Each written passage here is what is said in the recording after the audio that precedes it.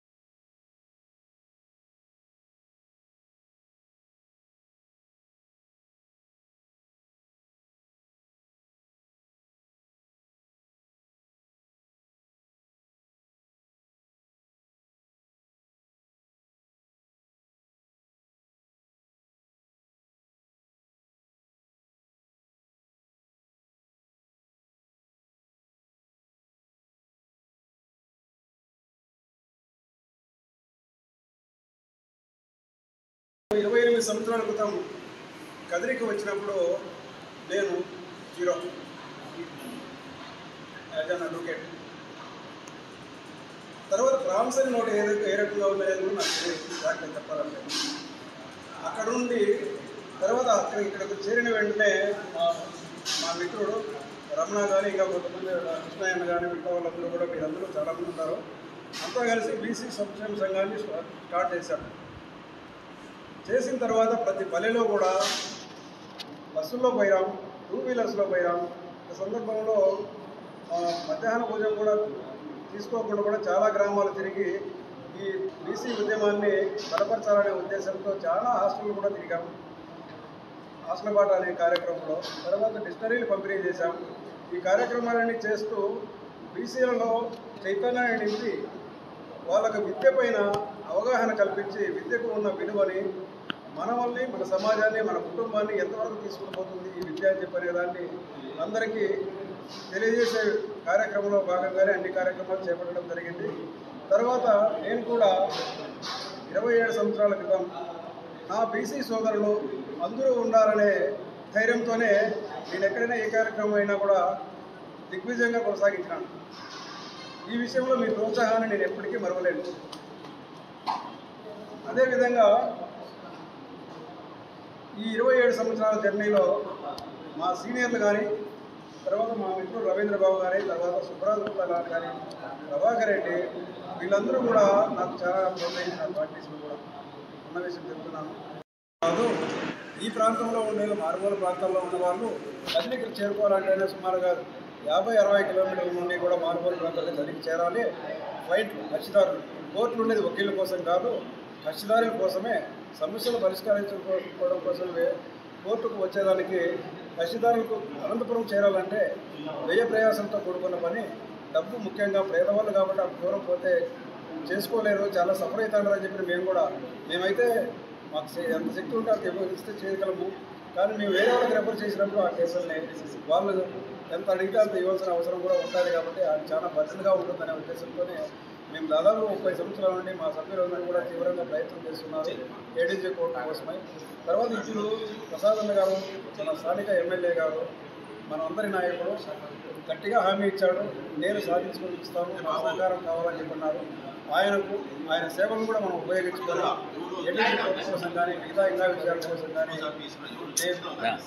దాన్ని సాధించే దానికోసం మీ అందరి ప్రోత్సాహంతో కూడా వీలైతే అవసరమైతే నెక్స్ట్ ఈ ప్రజా సంఘాల ద్వారా జిల్లా హైకోర్టుకు కానీ, చంద్రబాబు నాయుడు గారికి కానీ వీళ్ళందరికీ కూడా ఒక రిప్రజెంటేషన్ ఎవరెవరి వేదికలు ఎవరెవరి సంఘాల ద్వారా కూడా ఒక రిప్రజెంటేషన్ సపరేట్గా పంపిస్తే మన ప్రజల యొక్క సమస్యల్ని వాళ్ళ దృష్టికి ప్రజా సంఘాల తరఫున తీసుకొని పోవడానికి కూడా ఒక అవకాశం ఏర్పడుతుంది. వాళ్ళు కూడా దీన్ని పరిశీలించడానికి అవకాశాలు ఉంటాయని చెప్పి తెలియజేస్తూ, అవకాశం ఉన్న మేరకు మీరందరూ కూడా ఎవరెవరి సంఘాల ద్వారా మీరందరూ కూడా ఒక లెటర్ను ఫార్వర్డ్ చేయగలిగితే అది మన ఏడీజీ కోర్టు వచ్చేదానికి కూడా ఎక్కువ సహకారం ఉండడానికి కూడా ఎక్కువ అవకాశాలు ఉన్నాయని చెప్పి ఈ వేదికగా మీ అందరికీ కూడా రిక్వెస్ట్ చేసుకుంటున్నాము. ఎందుకంటే ఎమ్మెల్యే గారు తీసేది విషయం అయితే మేము ప్రయత్నించే విషయం అయితే ప్రజల ద్వారా కూడా డిమాండ్ క్రియేట్ చేయగలిగితే వాళ్ళు పాలసీ డిసిషన్ కింద నిర్ణయం క్యాబినెట్లో పెట్టి చేయగలిగితే తొందరగా ఈ కోర్టు రావడానికి ప్రధాన కార్యదర్శి సోమశేఖర్ గారిని